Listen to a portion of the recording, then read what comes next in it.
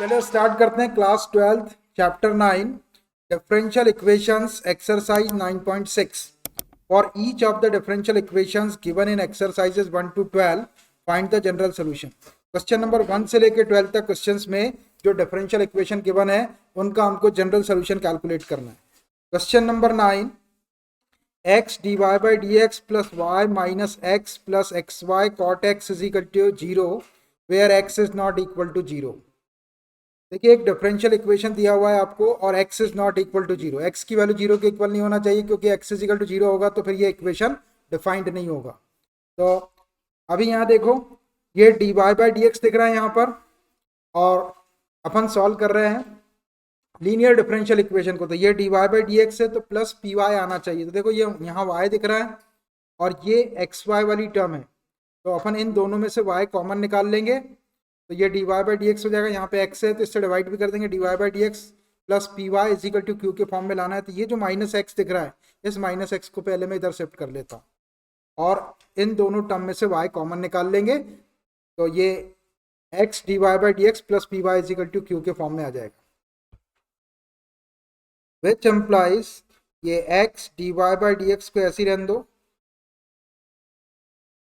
Plus ये y plus x y cot x में से मैं y कॉमन निकाल रहा हूँ तो ये हो जाएगा आपका यहाँ 1 बचेगा प्लस x कॉट एक्स और यहाँ पे y कॉमन निकाल दिया मैंने, इनटू करेंगे तो वापस आपका y हो जाएगा और plus x y cot x हो जाएगा और ये वाले माइनस एक्स को इधर शिफ्ट कर दो, माइनस एक्स को जब शिफ्ट करेंगे तो वो प्लस एक्स हो जाएगा।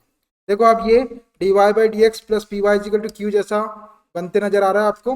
केवल d Y by D x का कोफिशिएंट यहाँ पर एक्स दिख रहा है तो इसको एक्स से और डिवाइड कर दो, डिवाइडिंग बाय एक्स ये हो जाएगा d Y by D x plus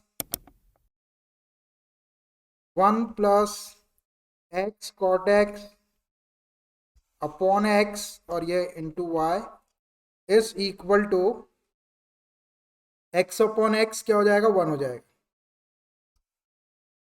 x से डिवाइड कर दिया हमने, इसको लिख देते हैं डिवाइडिंग बाय x। अब देखो ये dy by D x plus p y is equal to q के फॉर्म में आ गया। तो जो जनरल इक्वेशन है उससे इसको कंपेयर कर लेते हैं। On comparing with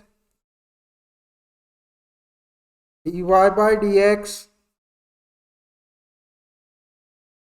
plus p y is equal to q, इस लीनियर डिफरेंशियल इक्वेशन से इसको कंपेयर करते हैं। ये dy बाई डी एक्स है, ये पी वाई है, यहाँ पर पी वाई के प्लेस पे ये है y का कोफिशिएंट p और यहाँ y का कोफिशिएंट ये, तो p इज इक्वल टू हो जाएगा आपका 1 plus x cot x upon x, p is equal to 1 plus x cot x upon x. इसको x से अलग अलग डिवाइड कर लेते हैं अपन, ये 1 upon x plus cot x हो जाएगा। वहाँ भी कर सकते थे, मैंने यही कर दिए 1 upon x plus cot x. ये आ गई आपकी p की वैल्यू, आ गया p। q is equal to 1 and q is equal to 1। अब p और q की वैल्यू आ गई अपने पास। अब इंटीग्रेटिंग फैक्टर निकाल लेते हैं पहले। Integrating factor is equal to e raise to the power integral of p dx, value रखो इसमें, which is equal to e raise to the power integral of p के प्लेस पे है 1 upon x plus cot x, ये 1 upon x plus cot x और ये dx। इसको और सॉल्व करते हैं, विच इज इक्वल टू ये e तो बेस में है, देखो 1 अपॉन एक्स का integration log mod of x हो जाएगा और कॉट एक्स का integration log mod of sine x. 1 upon x का हो गया log mod of x plus cot x का हो गया log mod of sine x. अब यहाँ देखो यहाँ log m plus log n is equal to log m into n वाला फॉर्मूला लगा देते हैं, which is equal to e raise to the power log m into n. दो अलग अलग मॉड है तो इसको एक ही मॉड के अंदर लिख लेते हैं, x इंटू साइन एक्स। एक ही मॉड में डाल दिया मैंने दोनों। अब देखो यहाँ पर e है और यहाँ log है, तो ये एक्सपोनेंशियल और लॉगरिथमिक प्रॉपर्टी से e को भी छोड़ देंगे और log को भी छोड़ देंगे, तो ये आ जाएगा which is equal to mod of x into sine x. अब देखो यहाँ से log तो हट गया आपका, ये मॉड के बाहर लेके इसको x साइन एक्स ले लेते हैं। मॉड कब इंपॉर्टेंट है अपने लिए इंटीग्रेशन में? जब यहाँ पे इसके सामने लॉग रहता है। अब लॉग तो है ही नहीं, तो यहाँ मॉड की अपने को जरूरत नहीं, बाद में भी हटा सकते हैं, अपन पहले ही हटा देते हैं इसको। Is equal to x into sine x, ये आ गया आपका इंटीग्रेटिंग फैक्टर। अब इंटीग्रेटिंग फैक्टर भी अपने पास में है, q की वैल्यू भी अपने पास में है और सब कुछ है। अब डायरेक्ट ये जो लीनियर डिफरेंशियल इक्वेशन है इसका जनरल सोल्यूशन अपने पास में y into integrating factor is equal to integral of q into integrating factor dx plus c, उसके अंदर वैल्यू रख के सॉल्व करेंगे तो इसका जनरल सोल्यूशन आ जाएगा इस इक्वेशन। जनरल सोल्यूशन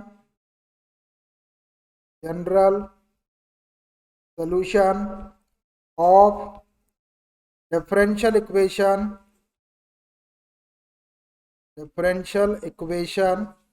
इज, कौन सा डिफरेंशियल इक्वेशन? ये वाला, dy by D x plus p y is equal to q. ये लीनियर डिफरेंशियल इक्वेशन, इसका जनरल सोल्यूशन है y into integrating factor is equal to integral of q into integrating factor dx और plus c। Value रख दो इसके अंदर, which implies ये y को ऐसे ही रहने दो। इंटीग्रेटिंग फैक्टर है x into sine x is equal to integral of q की वैल्यू है 1, ये 1 इंटू इंटीग्रेटिंग फैक्टर है x इंटू साइन एक्स, और ये dx प्लस c। इसको ऐसा लिख सकते हैं अपन, integral of x into sine x dx और प्लस c। ये चल रहा है अपना y into x sine x के इक्वल। ये वाले स्टेप को मैं अगले पेज में ले लेता हूँ। चले देखिए, integral of x into sine x d x. यहाँ देखो दो फंक्शन प्रोडक्ट में है, तो प्रोडक्ट रूल ऑफ इंटीग्रेशन या इंटीग्रेशन बाय पार्ट्स का यूज करेंगे, और इंटीग्रेशन बाय पार्ट्स के लिए हमको फर्स्ट फंक्शन की सिलेक्शन की जरूरत पड़ेगी, और फर्स्ट फंक्शन हम सिलेक्ट करते हैं, एक वर्ड है अपने पास में आइलेट, उसका यूज कर लेंगे। आइलेट, देखिए इनवर्स ट्रिग्नोमेट्रिक फंक्शन है क्या इसके अंदर? नहीं है। लॉगरिथमिक फंक्शन है क्या इसके अंदर? नहीं है। एल्जेब्रिक फंक्शन है। ये x जो है एल्जेब्रिक फंक्शन है, x raise to n type का, तो x को हम फर्स्ट फंक्शन कंसीडर कर लेते हैं। जब x फर्स्ट फंक्शन हो जाएगा तो साइन x आपका सेकंड फंक्शन हो जाएगा। ये फर्स्ट फंक्शन और सेकंड फंक्शन का सिलेक्शन हो गया।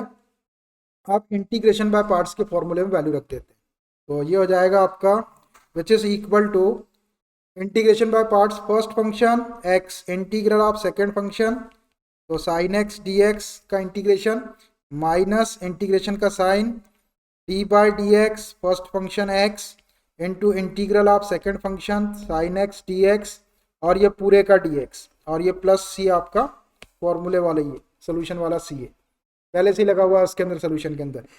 चलो इसको सॉल्व करो, which is equal to x sine x का इंटीग्रेशन माइनस कॉस एक्स, ये minus cos x minus integral of d by D x, x का डेरिवेटिव या differentiation 1, integral of sine x का इंटीग्रेशन माइनस कॉस एक्स, और ये dx plus c। और solve करो, which is equal to minus x cos x. यहाँ देखना ये माइनस माइनस का प्लस हो जाएगा, plus integral of cos x dx plus c, which is equal to minus x cos x plus cos x का integration sign x और plus c हो गए। ये किसके इक्वल था? y into x sine x के इक्वल। ये आ गया। अब ये x साइन एक्स से इसको डिवाइड कर दो क्रॉस मल्टीप्लाई करके, which implies y is equal to ये minus x cos x upon x sine x plus sine x upon x sine x plus c upon x sine x. X sine x से divide कर दिया इसको हमने, जो cancel हो रहा है उसको कैंसिल करो, ये एक्स और एक्स कैंसल्ड, ये साइन एक्स से साइन एक्स कैंसल्ड, जो बच गया उसको लिख दो। Which implies y is equal to, ये cos x upon sine x cot x हो जाएगा, ये माइनस सामने है माइनस, और ये cos x upon sine x can be written cot x, तो लिख लो कॉट एक्स, प्लस यहां पर साइन साइन कैंसिल हो गया, 1/x plus c upon x sine x. आप चाहे तो ये पॉजिटिव टर्म को पहले लिख सकते हैं 1/x को, और नहीं तो ऐसे ही छोड़ सकते, लिख देते हैं एक स्टेप में। Which implies y is equal to 1/x को पहले लिख लो पॉजिटिव टर्म को, minus cot x plus c upon x sine x. बस, this is the required general solution of given differential equation y is equal to 1/x minus cot x plus c upon x sin x। Answer दिखाते हैं आपको, exercise 9.6 question number 9 ये रहा, y is equal to 1/x minus cot x plus c upon x sin x। आसानी से आ गया। चलो देखो question number 10, x plus y d Y by D x is equal to 1। देखो एक डिफरेंशियल इक्वेशन दिया हुआ है, इसका जनरल सोल्यूशन कैलकुलेट करना है। अब ये d Y by D x तो यहाँ दिख रहा है, दिख रहा है ये d Y by D x, यहाँ एक्स प्लस वाई और ये 1 है, और डी वाई बाई डी एक्स दिख रहा, लीनियर इक्वेशन बनेगा यहाँ पे d Y by D x plus p y is equal to q बनेगा, या d x by d y plus p y is equal to q बनेगा, दो टाइप के हैं। तो अब देखना यहाँ पे d Y by D x दिख रहा है, ठीक है, अगर हम ये d Y by D x को ऐसे ही रहने दें और ये एक्स प्लस वाई इंटू में है, इसको क्रॉस मल्टीप्लाई करें तो 1/x प्लस वाई आएगा। 1/x प्लस वाई आने का मतलब न्यूमरेटर में एक टर्म और डिनोमिनेटर में दो टर्म, ये खतरनाक हो गया। अगर ये ऐसा हो जाए कि न्यूमरेटर में x प्लस वाई आ जाए और अपॉन में 1 आ जाए, मतलब केवल न्यूमरेटर में टर्म आ जाए, तो क्वेश्चन ज्यादा आसान हो जाएगा। तो उसके लिए मैं क्या करता हूं, देखो यहाँ पे 1 लिखा हुआ है, तो ये जो d Y by D x दिख रहा है, इसको क्रॉस मल्टीप्लाई कर दिया जाए तो अपना काम हो जाएगा, dx ऊपर चला जाएगा, dy नीचे आ जाएगा, इधर dx बाय dy बच जाएगा और इधर केवल x प्लस वाई आ जाएगा न्यूमरेटर, तो ऑटोमेटिक अपना इक्वेशन बन जाएगा। और कभी आपने कभी ऐसा कर दिए इसको dy बाय dx को यहीं रहने दिए और 1/x प्लस वाई लिख दिए, तो फिर क्वेश्चन बनेगा ही नहीं, आपसे बहुत कॉम्प्लिकेटेड हो जाएगा, वो होगा ही नहीं, वो फॉर्म ही नहीं बनेगा। तो मैं क्या करता हूँ, ये dx को क्रॉस मल्टीप्लाई यहाँ करो, dy को इधर करो और इधर केवल x प्लस वाई बचा दो आप। सेकेंड फॉर्मेट का क्वेश्चन है, ये x प्लस वाई को यही रन दो, इसी इक्वल टू क्रॉस मल्टीप्लाई करे तो dx बाय dy। एक मिनट इसको ऐसा लिख लेता हूँ मैं, dx बाय dy, एक स्टेप बढ़ जाएगी तो बढ़ जाएगी, is equal to x plus y, ऐसा भी लिख सकते हैं इसको, इसको मैंने इधर लिख दिया, इसको इधर कर दिया। अब देखो यहाँ पे dx बाय dy दिख रहा, तो प्लस क्या होना चाहिए, px होना चाहिए। जैसे dy बाय dx रहता है तो प्लस py रहता है, यहाँ पे dy बाय dx रहता है तो प्लस py रहता है, यहाँ dx बाय dy है तो प्लस px रहेगा, तो x को इधर शिफ्ट करो, which implies dx by dy minus x is equal to y। देखो ये सेकंड वाला लीनियर डिफरेंशियल इक्वेशन का फॉर्म बना, dx by dy plus py is equal to q वाला, तो उससे इसको कंपेयर करो। On comparing with dx by dy plus px is equal to q। यहां पे क्या हो रहा है कि p और q जो है वो कोई भी कांस्टेंट होंगे या फिर y के फंक्शन होंगे, काय के फंक्शन होंगे, y के फंक्शन होंगे p और q। तो इससे कंपेयर करेंगे तो देखो ये dx by dy दोनों में है, ये px है और ये माइनस x है, तो x का कोफिशिएंट p और यहाँ पे x का कोफिशिएंट क्या है, -1, तो p इज इक्वल टू -1 आएगा, p is equal to -1 and q is equal to, ये q है, q is equal to y आएगा। देखो p कांस्टेंट आया और q जो है y का फंक्शन है। ये सेकंड वाला फॉर्म है। अभी तक अपन ने इसके पहले 9 क्वेश्चन किए तो उसमें पहला वाला फॉर्म लगा रहे बन रहा था dy by D x plus p y is equal to q वाला। 10 नंबर के क्वेश्चन में dx by d y plus p x is equal to q वाला फॉर्म बना। तो इससे कंपेयर करके p और q की वैल्यू निकाले। p और q यहाँ पे कांस्टेंट भी हो सकते हैं और y के कोई फंक्शन हो सकते हैं। अब p और q अपने पास में आ गया, आप इसका इंटीग्रेटिंग फैक्टर निकाल लेते हैं। Integrating factor is equal to e raise to the power integral of p d y हो जाएगा। अब पी डी एक्स नहीं होगा, पी डी वाई होगा, क्योंकि पी और क्यू जो है वो वाई के फंक्शन है या कांस्टेंट है। इक्वेशन सेकंड वाला है ये। फर्स्ट वाले में पी डी एक्स लेते थे अपन, ई की power integral of p D x लेते थे जब पी और क्यू एक्स के फंक्शन रहते थे। यहाँ पर पी और क्यू कांस्टेंट है या फिर वाई के फंक्शन है, तो आपको यहाँ पे पी डी वाई लेना है। और जो सोल्यूशन है वो सोल्यूशन भी चेंज हो जाएगा अपना। जो y था, जहां पर y था वहां पर x आ जाएगा, जहां पर dx था वहां पर dy आ जाएगा। दोनों फॉर्म बताया मैंने आपको। चलिए वैल्यू रखो इसके अंदर, which is equal to e raise to the power integral of p की वैल्यू है -1, ये -1 और ये dy। इसको सॉल्व करो, e raise to the power ये माइनस सामने आ जाएगा, dy का इंटीग्रेशन y हो जाएगा। E raise to the power -y आया आपका integrating factor, e raise to the power -y। अब इंटीग्रेटिंग फैक्टर भी अपने पास में है, p और q की वैल्यू भी है, और इस इक्वेशन का जनरल सोल्यूशन का फॉर्मूला भी है। तो डायरेक्ट जनरल सोल्यूशन का फॉर्मूला लिख के उसके अंदर वैल्यू रखते हैं। जनरल सोल्यूशन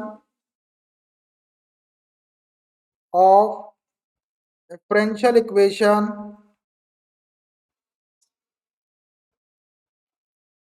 इज, ये वाले डिफरेंशियल इक्वेशन का जनरल सोल्यूशन होगा x इंटू इंटीग्रेटिंग फैक्टर। देखो x इंटू इंटीग्रेटिंग फैक्टर आ गया है क्योंकि सेकंड वाला फॉर्म है। फर्स्ट वाला d Y by D x plus p y is equal to q वाला रहता तो y इंटू इंटीग्रेटिंग फैक्टर आता। चेंज कर देना, आपको x को y कर देना है, y को x कर देना है, dx को dy कर देना है। Is equal to integral of q into integrating factor dy लेंगे यहाँ पर, क्योंकि p और q जो है वो y के फंक्शन है तो dy आएगा, और प्लस c। देखो जो आपका पहले वाले इक्वेशन का जनरल सोल्यूशन था उसमें थोड़ा सा चेंजेस है, जहां x था वहां y हो गया, जहां dx था वहां dy हो गया, क्योंकि इक्वेशन जो है dx by d y plus p x is equal to q form का है। p और q यहाँ पर y के फंक्शन है, इसलिए यहाँ dy आ गया और y के प्लेस पे x आ गया। रखो इसके अंदर वैल्यूज, ये x इंटीग्रेटिंग फैक्टर है आपका e raise to the power -y is equal to integral of q की वैल्यू है, q की value y into integrating factor है e raise to the power -y, e raise to the power -y dy plus c। अब देखो यहाँ पर दो function product में आ गए, तो यहाँ प्रोडक्ट रूल आप इंटीग्रेशन लगाएंगे या इंटीग्रेशन बाय पार्ट्स लगाएंगे। और इंटीग्रेशन बाय पार्ट्स के लिए हमको फर्स्ट फंक्शन की सिलेक्शन की जरूरत पड़ेगी, तो फर्स्ट फंक्शन हम यहाँ से सिलेक्ट करते हैं with the help of ILATE. करो आइलेट का यूज, आइलेट। देखो इनवर्स ट्रिग्नोमेट्रिक फंक्शन है क्या इसके अंदर? नहीं है। लॉगरिथमिक फंक्शन है क्या इसके अंदर? नहीं है। एल्जेब्रिक फंक्शन है क्या इसके अंदर? है। ये जो y है ये एल्जेब्रिक फंक्शन है, y raise to n type का या x raise to n type का। तो y को फर्स्ट फंक्शन ले लो, तो y फर्स्ट फंक्शन हो गया तो बच्चा वाला ऑटोमेटिक सेकंड हो जाएगा। बस फर्स्ट सेकंड फंक्शन आ गए अपने पास। अब इंटीग्रेशन बाय पार्ट्स के फॉर्मूले में वैल्यू रख दो, विच एम्प्लाइज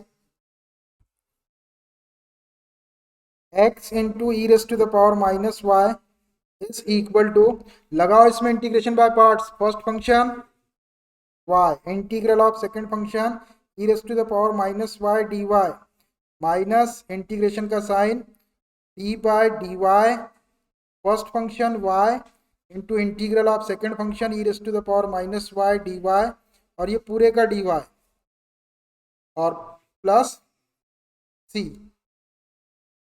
ये वाला c।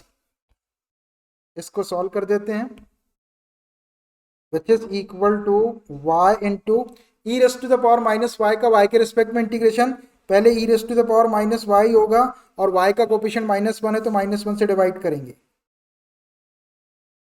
x या y के जो कोफिशिएंट रहते हैं उससे डिवाइड करना पड़ता है, माइनस ये इंटीग्रल y का डेरिवेटिव y के रिस्पेक्ट में 1, e raise to the power minus y का इंटीग्रेशन y के रिस्पेक्ट में e raise to the power minus y हो गया पहले, और y का कोफिशिएंट -1 है तो -1 से डिवाइड करेंगे, और ये dy और ये प्लस सी।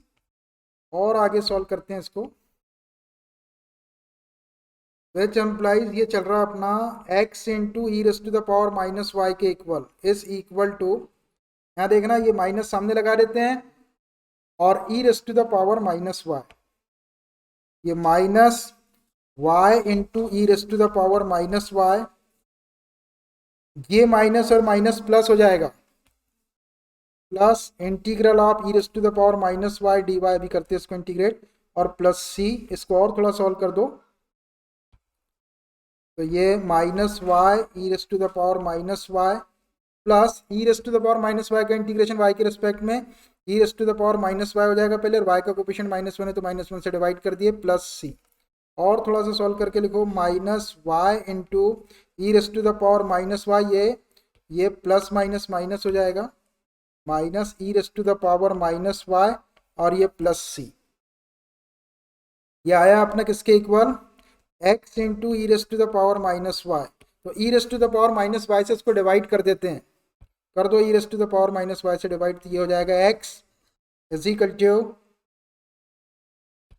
ये e raise to the power minus y cancel हो जाएगा, माइनस वाई बच जाएगा, ये e raise to the power minus y cancel हो जाएगा, -1 हो जाएगा, और ये c upon e raise to the power minus y plus c upon e raise to the power minus Y.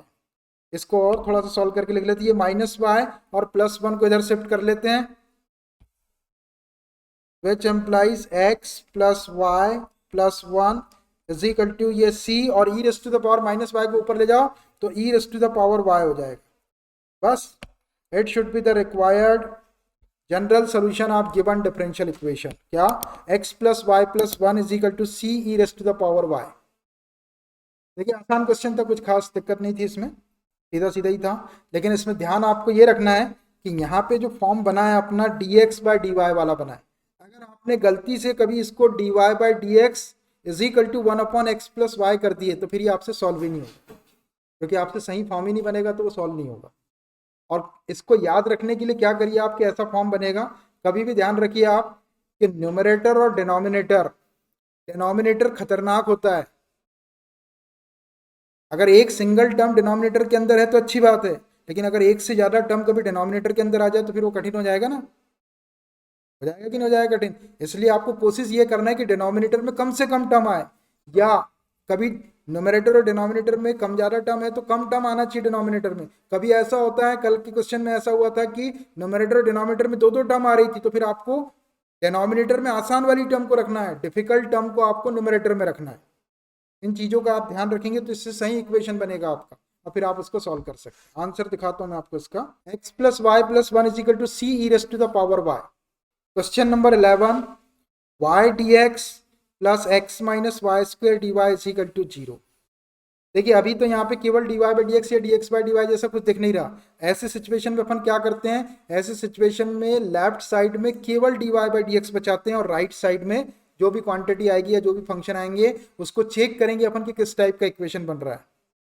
ठीक है, तो पहले इसको dy बाई डी एक्स जैसा बनाने की कोशिश करो। अब देखना, y dx plus x minus y square d y. अब आप अभी तक क्या हो रहा था, 10 नंबर के क्वेश्चन के पहले तक के केवल एक ही फॉर्म बन रहा था dy by D x plus p y equal to q वाला। अभी 10 नंबर के क्वेश्चन में सेकंड वाला फॉर्म बन गया, dx by d y plus p x equal to, मतलब एक चीज और बढ़ गई आपकी। तो अब आपके पास में यहाँ पे दो चॉइसेस आ गई कि अब आप इसको dy बाई डी एक्स वाला बनाएंगे या dx बाई डी वाई वाला बनाएंगे। चॉइस आपकी नहीं चलेगी, जिससे क्वेश्चन जिससे डिफरेंशियल इक्वेशन आसान बनेगा वो वाला बनाना है। तो अब आप यहाँ पे टर्म को शिफ्ट करने के पहले, जैसे मैंने बोला कि लेफ्ट साइड में अपन dy बाई डी एक्स बचाते हैं, तो dy बाई डी एक्स भी बचा सकते हैं अपन, और dx बाई डी वाई भी बचा सकते हैं, क्योंकि दोनों टाइप के इक्वेशन आते हैं। ठीक है, तो अब देखो अपनी पहली कोशिश रहती है कि अपन dy बाई डी एक्स बनाए। अगर dy बाई डी एक्स वाला इक्वेशन नहीं बन रहा तो फिर dx बाई डी वाई वाला बनेगा। तो अगर मैं ये वाली टर्म को यहीं पे रहने दूं, ध्यान से देखना, dy वाले को मैं यहीं पे रहने दूं और dx वाले को इधर शिफ्ट करूं, और फिर क्रॉस मल्टीप्लाई करूं तो dy यहीं रहेगा, dx नीचे आएगा, और ये dx वाला y आपका इधर रहेगा, dx इधर आ जाएगा, तो और नीचे क्या जाएगा आपका ये वाला x माइनस वाई स्क्वेयर। देखो अगर आप dy बाई डी वाला फॉर्म बनाते हैं इसको, तो ये क्या बनेगा आपका, माइनस माइनस आएगा इसमें, y upon x minus y square, इस टाइप का कुछ बनेगा। देखो अगर आप dy बाई डी बनाएंगे तो ऐसा बनेगा। इसमें मैं ये बताना चाह रहा हूं आपको कि अगर आप dy बाई डी वाला फॉर्म बनाते हैं तो डिनोमिनेटर में 2 टर्म आ जाएगी और न्यूमरेटर में एक ही टर्म आएगी। ये खतरनाक है अपने लिए। हम हम ये कोशिश करेंगे कि न्यूमरेटर में 2 टर्म आ जाए, डिनोमिनेटर में 1 टर्म आ जाए। तो उसके लिए हमको क्या करना पड़ेगा, हमको इसको dx बाई डी बनाना पड़ेगा। तो dx बाई डी बनाने के लिए मैं क्या करता हूँ, ये dx वाली टर्म को यहीं रन देता हूँ, dy वाली को इधर शिफ्ट करता हूँ, और फिर dy को क्रॉस मल्टीप्लाई करके dx के अपॉन में लेता हूँ, और ये dy वाली जो टर्म रहेगी इसका coefficient x minus y square उधर ही रहेगा, और dx का जो कोफिशिएंट उससे डिवाइड कर दे। हाँ मैं बना रहा हूँ dx बाई डी वाला फॉर्म। उसके लिए मैं y इंटू डी को मैंने यही रन दिया, और इसको मैं इधर शिफ्ट कर रहा हूँ, ये minus x minus y square d ऐसा। अब देखो अपन ने एक टर्म को शिफ्ट कर दिया, इधर कर दिया उधर कर दिया। अब आप यहीं पे सोचो कि आप dx बाय dy अगर बनाएंगे तो न्यूमरेटर में ये 2 टर्म रहेगी और डिनोमिनेटर में आएगा, और अगर आपने dy बाय dx बनाई, ये dx को इधर लेके आए तो y ऊपर जाएगा और ये आपका minus x minus y square नीचे आएगा। तो कौन सा आपको फायदेमंद दिख रहा है, जो आपको फायदेमंद दिख रहा है वो बनाओ। फायदेमंद क्या बनेगा, dx by dy is equal to numerator में 2 टर्म और ये y से डिवाइड करो, ऐसा करो। विच एम्प्लाइज ये dx को ही रहने दो, upon dy is equal to, ये आपका यही रहेगा minus x minus y square और अपॉन ये वाला y। देखो हो गया ये आसान। डिनोमिनेटर में एक टर्म लेके आया मैंने और न्यूमरेटर में 2 टर्म है। अब इससे इसको अलग अलग डिवाइड कर देते हैं, which implies dx by dy is equal to, minus का इंटू करो तो minus x upon y plus minus minus plus हो जाएगा y square upon y, y square upon y, ऐसा हो गया। इसको और सॉल्व करो थोड़ा सा, which implies dx by dy is equal to minus x upon y और प्लस एक y कैंसिल हो जाएगा स्क्वेयर वाला, तो प्लस y बचेगा। अब देखना, अब ये dx बाई डी दिख रहा है यहाँ पे, तो अपने को प्लस क्या चाहिए, प्लस अपने को px चाहिए। तो x वाली टर्म ये वाली है px, ये x ऊपर रहेगा और p के प्लेस पे माइनस 1 अपॉन वाई, तो ये वाली टर्म को मैं शिफ्ट करता हूं इधर, विच implies dx by D minus का प्लस हो जाएगा, ये 1 अपॉन वाई इंटू एक्स, ऐसा लिख लो इसको। देखो x ऊपर है तो x को ऊपर ही रहने दिए, ये 1 अपॉन वाई। ये ऐसा क्यों लिखा मैंने, dx by d plus px बनाने के लिए, और इजिकल टू q के प्लेस पे क्या छोड़ दो इधर y। देखो ये सेकंड वाला फॉर्म बन गया आपका, dx by d plus px is equal to q बना सेकंड वाला। फर्स्ट वाला नहीं बनेगा, यहाँ पे सेकंड वाला बनेगा। दो फॉर्म है, एक है dy by D x plus p y is equal to q, और एक है dx by d plus p x is equal to q. मैंने ये सेकंड वाला बनाया है यहाँ पे, यही बनेगा, यही बनाना आपको। आपने गलती से ये बनाएंगे तो फिर वो गड़बड़ हो जाएगा, यही वाला बनेगा। चलो देखो, अब ये है dx by d plus p x is equal to q से इसको कंपेयर कर लो। On comparing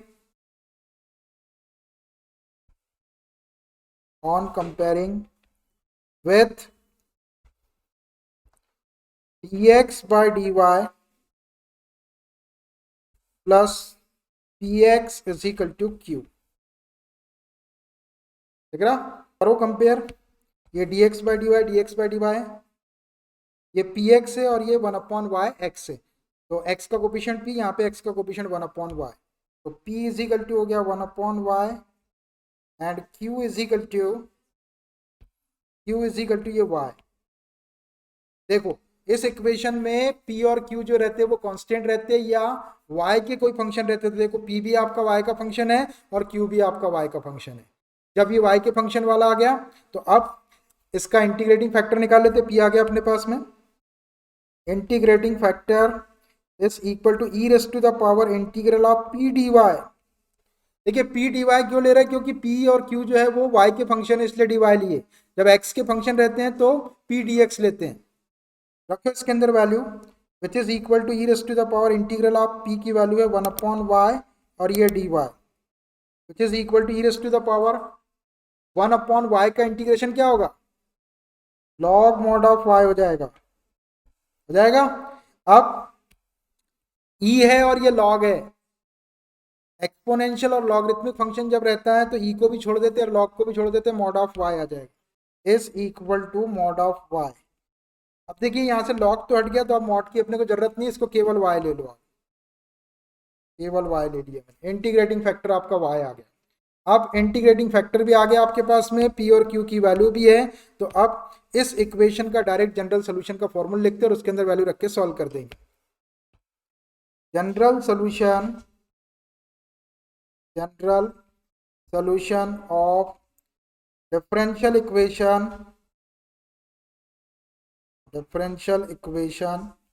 is x into integrating factor. देखिए ये वाले डिफरेंशियल इक्वेशन का सोल्यूशन लिख रहे हैं अपन, तो x into integrating factor is equal to integral of q into integrating factor dy और प्लस c। dy इसलिए आ रहा कि p और q जो है y के फंक्शन है, वैल्यू रखो इसके अंदर which implies x integrating factor y है is equal to integral of q की वैल्यू है, q की वैल्यू क्या है, q की वैल्यू y, ये y, इंटीग्रेटिंग फैक्टर भी y है आपका, ये dy प्लस c। बहुत ही आसान हो गया है, तो विच एम्प्लाइज ये एक्स वाई हो गया is equal to y into y, y square हो जाएगा, integral of y square d y plus c, which implies x y is equal to y square का इंटीग्रेशन एक पावर ऐड कर दो, total power से divide करो, y cube upon 3 हो जाएगा और प्लस सी। यहां पर ये y का क्रॉस मल्टीप्लाई कर देते हैं अपन इधर, या डिवाइड कर लो y से, तो ये x हो गया, ये वाई क्यूब अपॉन 3y और प्लस सी अपॉन वाई। ये वाले y से ये क्यूब को टू टाइम कैंसिल नहीं हो रहा हो, वाई क्यूब को y इंटू वाई स्क्वेयर लिखेंगे, एक y कैंसिल हो जाएगा, वाई स्क्वेयर बचेगा। तो क्या आ गया फाइनली अपने पास, x is equal to y square upon 3, y square बचा, प्लस सी अपॉन वाई, बस यही आंसर लिख देते हैं। This is the required general solution of given differential equation. x is equal to y square upon 3 plus c upon, चाहे तो y को ऊपर ले जा सकते हैं, y की पावर -1 कर सकते हैं, ऐसे ही आंसर आ जाएगा। आता हूं मैं आपको आंसर, ये रहा question number 11, x is equal to y square upon 3 plus c upon y. कभी कभी ये y को ऊपर ले जाके पावर -1 भी लिख देता हो, नहीं लिखा तो आप ऐसे ही छोड़ दो। देखिए अपन ने ये dx बाई dy वाला फॉर्म बनाना है आपको और उसके बाद उसको सॉल्व करना है, और ये बनेंगे ट्रिक से। आपको सोचना है कि क्या चीज बनाना है, कुछ भी नहीं बना देंगे। और अगर मान लीजिए कभी आपने इसको उल्टा बनाने की कोशिश कर दी dy बाई dx, तो उलझ जाएगा, होगा नहीं आपसे, क्योंकि उल्टा करेंगे तो फिर वो एक टर्म ऊपर रहेगी, नीचे 2 टर्म रहेगी, x अपॉन वाई, तो वो कैसा बनेगा, इक्वेशन बनेगा ही नहीं आपसे। तो सही इक्वेशन बनाना आपको, और बनाने के लिए ट्रिक बताते हैं आपको कि न्यूमरेटर में 2 टर्म लान दो, डिनोमिनेटर में 1 टर्म आए। कभी टर्म बराबर हो जाए तो डिफिकल्ट टर्म को न्यूमरेटर में रखो, आसान टर्म को डिनोमिनेटर। डिनोमिनेटर को जितना आसान रख सकते हैं आप उतना आसान रखो। डिनोमिनेटर सबसे आसान क्या होता है, डिनोमिनेटर सबसे आसान होता है कुछ नहीं, मतलब 1। किसी भी चीज के डिनोमिनेटर में 1 होना चाहिए, वो सबसे अच्छी चीज। और उस 1 के अलावा अगर 2 भी आ गया डिनोमिनेटर में तो फिर वो फ्रैक्शन हो जाता है या कॉम्प्लिकेटेड हो जाता है। थोड़ा कोशिश करके आपको सही से इक्वेशन बनाना है। इसमें रेडीमेड इक्वेशन बने बनाए नहीं मिल रहा है, आपको खुद ही बनाना है इक्वेशन। चलिए अगला क्वेश्चन देखेंगे अब, क्वेश्चन नंबर 12, आखिरी क्वेश्चन है, क्वेश्चन और आ जाएगा यही dx बाई dy वाले फॉर्म का, तो आपकी अच्छी खासी प्रैक्टिस हो जाएगी ऐसे क्वेश्चन करने की। एग्जामिनेशन में आपको ये बता के नहीं आता कि कुछ टाइप का क्वेश्चन आ रहा है, कैसा भी आ सकता है। Generally dy by dx plus py equal to q वाला आता है, लेकिन कभी dx by dy plus px equal to q वाला भी आ सकता है।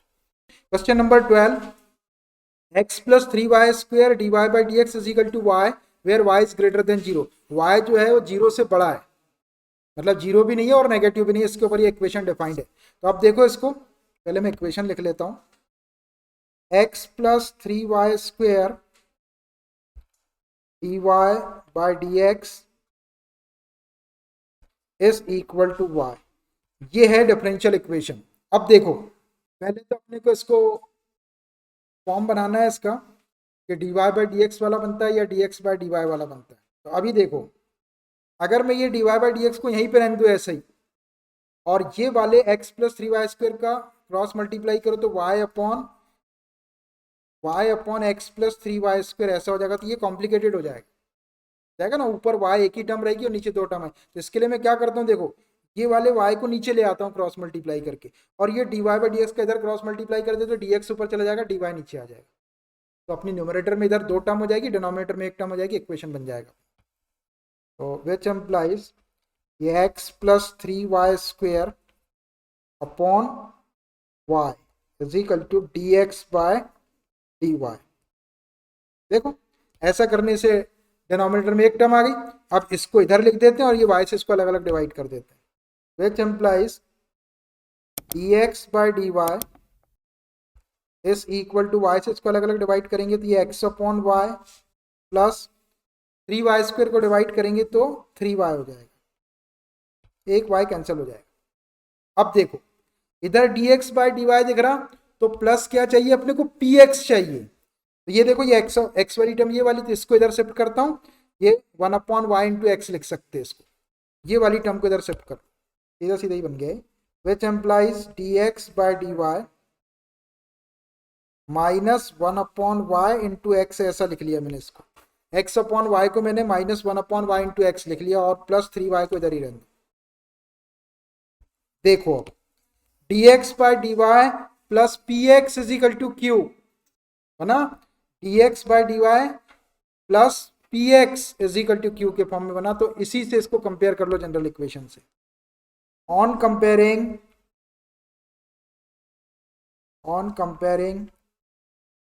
विथ सेकेंड वाला form dx by dy plus px is equal to q। देखिए यहाँ पर p और q जो है ये y के फंक्शन होंगे, करो कंपेयर, x का ये dx बाई dy, ये भी dx बाई dy, ये px है और ये माइनस 1 अपॉन वाई एक्स है, x का कोपिशेंट p है, यहाँ पे x का कोपिशेंट माइनस 1 अपॉन वाई है, तो p is equal to minus 1 upon y and q is equal to ये q is equal to 3y। अभी देखो p और q की वैल्यू अपने पास में आ गई, तो पहले इंटीग्रेटिंग फैक्टर निकाल लेते हैं इसका। Integrating factor is equal to e raise to the power integral of p d y. देखिए पी डी वाई क्यों लिए, क्योंकि पी और क्यू जो है वो वाई के फंक्शन है, इसलिए डी वाई आ रहा है, रखो इसके अंदर value, which is equal to e raise to the power integral of p की वैल्यू माइनस 1 अपॉन वाई और ये डी वाई। इसको और सॉल्व करो, e raise to the power ये माइनस सामने आ जाएगा, 1 अपॉन वाई का वाई के रिस्पेक्ट में इंटीग्रेशन क्या होगा, लॉग मॉड ऑफ वाई। अब ये माइनस है, इसको अपन y की पावर में -1 लिख देते हैं, तो ये हो जाएगा आपका which is equal to e raise to the power log mod of y की पावर -1, ऐसा लिख दिए। इसको और ऐसा लिख सकते हैं अपन, e raise to the power log mod of 1 upon y लिख लो, इसको y की पावर -1 को 1 अपॉन वाई लिख दिया मैंने। अब देखो ये e भी दिख रहा और लॉग भी दिख रहा, तो एक्सपोनेंशियल और लॉगरिथमिक प्रॉपर्टी से e को भी छोड़ दो और लॉग को भी छोड़ दो, मॉड ऑफ 1 अपॉन वाई आ जाएगा, is equal to mod of 1 upon y आया। अब देखिए लॉग तो हट गया यहाँ से, तो अब ये मॉड 1 अपॉन वाई को अपन केवल 1 अपॉन वाई ले लेते हैं, मॉड की जरूरत नहीं है अपने को, ये 1 अपॉन वाई आ गया। तो इंटीग्रेटिंग फैक्टर क्या आ गया आपका, 1 अपॉन वाई। अब इंटीग्रेटिंग फैक्टर भी आ गया अपने पास में, पी और क्यू की वैल्यू भी है, तो डायरेक्ट जनरल सोल्यूशन लिख लेते हैं इसका। General solution of differential equation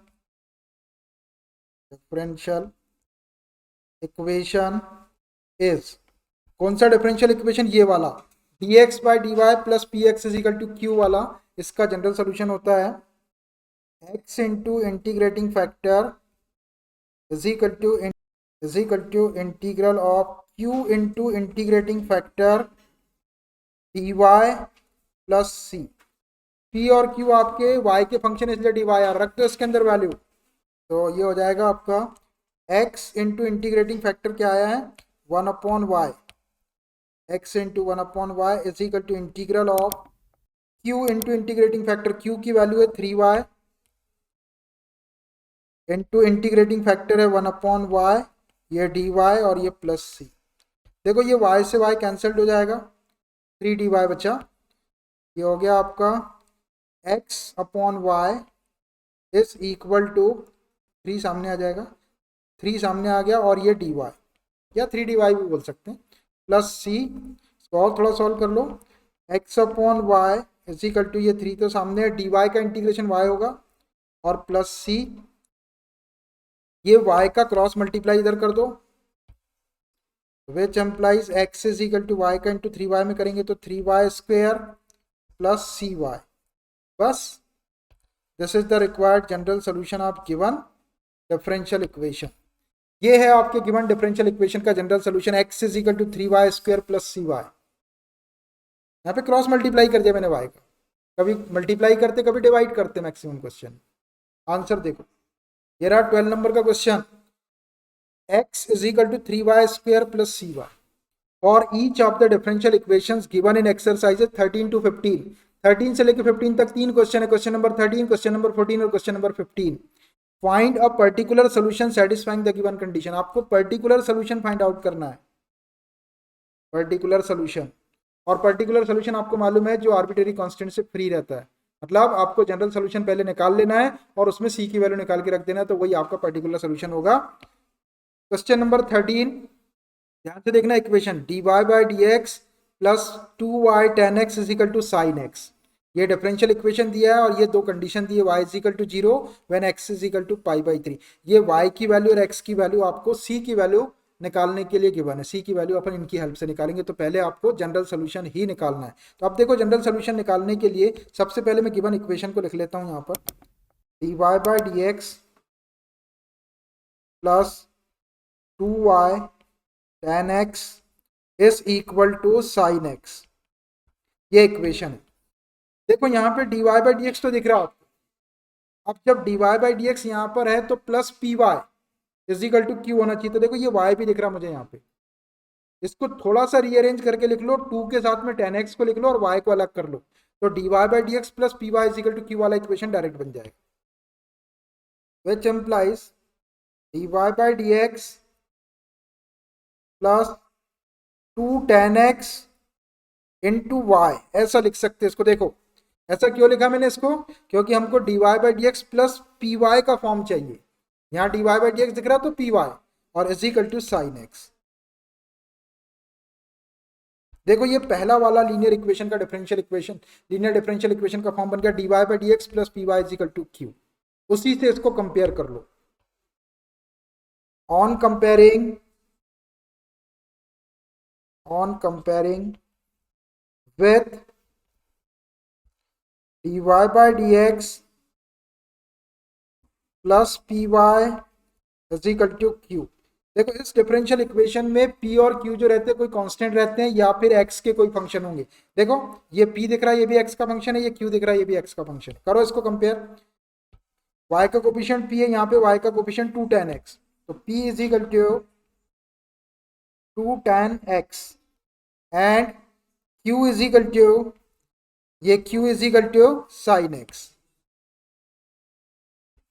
देखो p और q की वैल्यू आ गई अपने पास में, अब इंटीग्रेटिंग फैक्टर निकाल लो आप, integrating factor is equal to e raise to the power integral of p dx।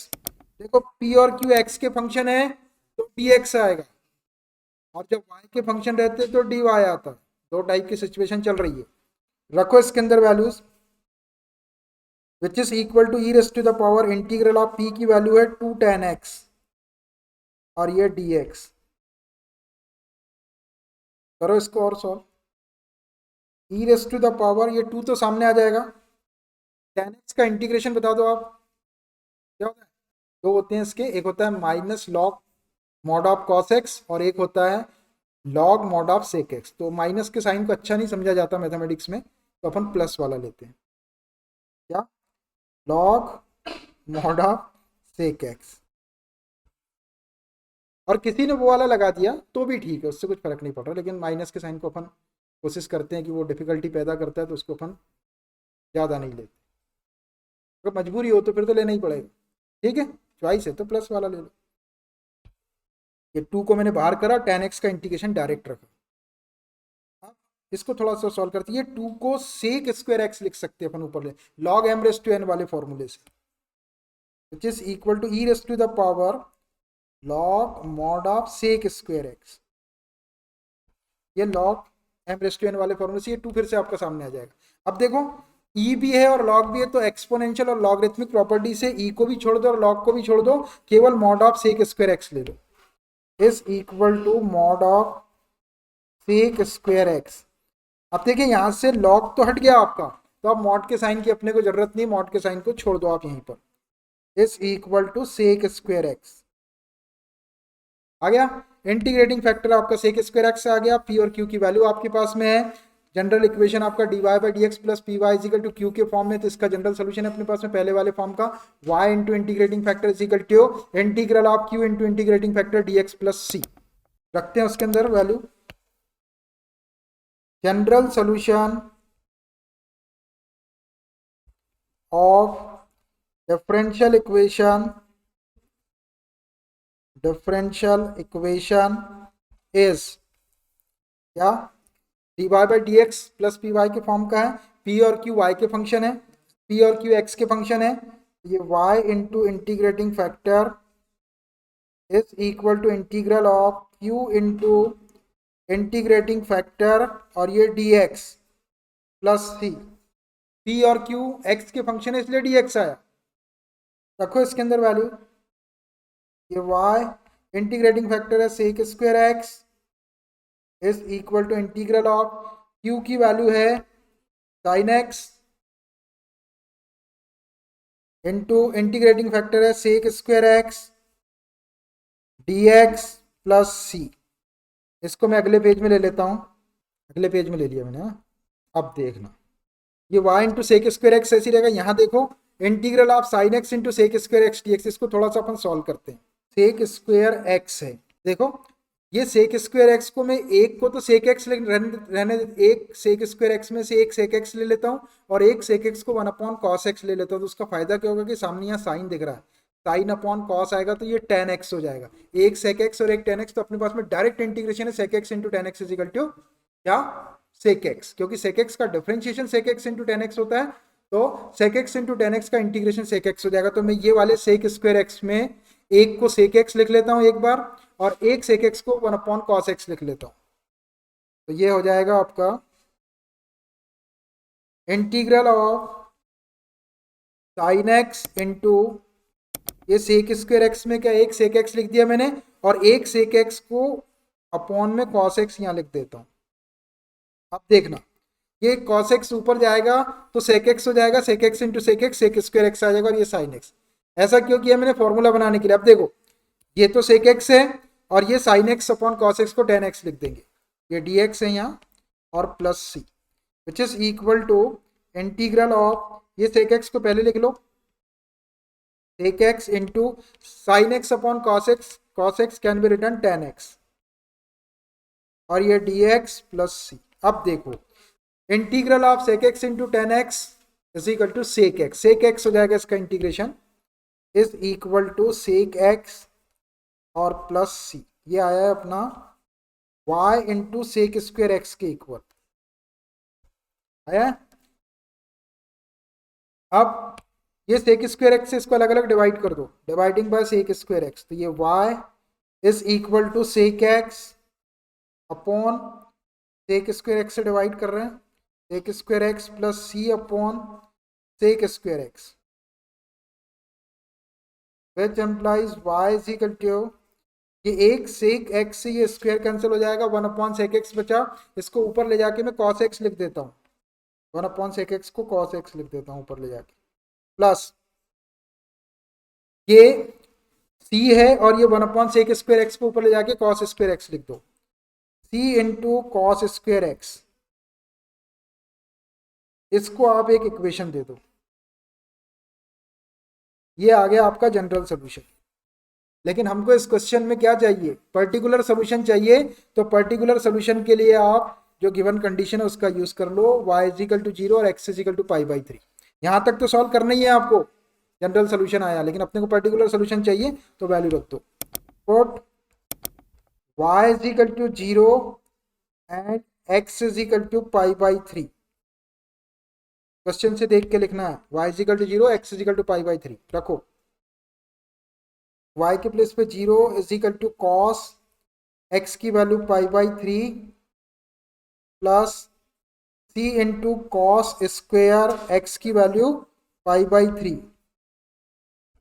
Solve करो इसको, ये 0 कॉस π/3 मीन्स कॉस 60, कॉस 60 की वैल्यू कितनी 1/2 plus c into cos square π/3, cos π/3 की वैल्यू 1/2 और उसका स्क्वेयर। तो और सॉल्व कर लो, तो ये 1/2 को इधर शिफ्ट कर लो तो -1/2 हो जाएगा, इजिकल टू 1 स्क्वेयर 1 और 2 स्क्वेयर 4 और ये c। ऐसा हो गया। ये 2 से 4 को 2 टाइम कैंसिल कर लो और ये वाले 2 का इधर क्रॉस मल्टीप्लाई कर दो -1 में, तो c इजिकल टू -2 हो जाएगा, c इजिकल टू -2 हो जाएगा, which implies c is equal to -2। ये आ गई आपकी c की वैल्यू। इस c की वैल्यू को उठा के इक्वेशन फर्स्ट में रख दो तो पर्टिकुलर सोल्यूशन आ जाएगा। फ्रॉम इक्वेशन फर्स्ट रखो y is equal to cos x, c की वैल्यू -2 है तो ये -2 और ये कॉस स्क्वेयर x। यहाँ पे मैंने -2 रख दिया c के प्लेस पे। अब यहाँ से आप चाहे तो cos x को कॉमन निकाल लो, which implies y is equal to cos x common निकाले, यहाँ बच जाएगा 1 - 2 cos x बच जाएगा, cos स्क्वेयर x में से cos x निकाले तो cos x, बस y is equal to cos x into 1 - 2 cos x। This is the required particular solution of given differential equation.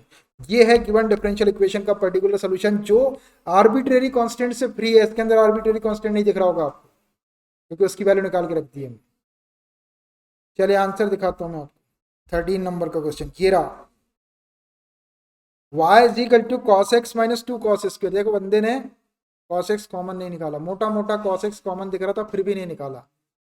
अगर अपन निकाल लेते, अपन नहीं निकालते तो वो निकालता, लेकिन मैथमेटिक्स ये कहता है कि फाइनल आंसर में अगर कोई चीज कॉमन दिख रही है तो आप निकाल लो, क्योंकि ज्यादातर आंसर वैसे ही आते हैं। इसने बिना कॉमन निकाले छोड़ दिया, किसी ने छोड़ भी दिया तो कोई दिक्कत नहीं, लेकिन आप कॉमन निकाल दो, क्योंकि अपन ऐसा याद रखते हैं कि आंसर छोटे से छोटा आना चाहिए। कोई चीज कॉमन दिख रही है तो उसको निकाल दो, और नहीं निकाले तो कुछ नहीं हो रहा, लेकिन निकाल देंगे तो ज्यादातर क्वेश्चन के आंसर कॉमन निकाल के आते हैं ना।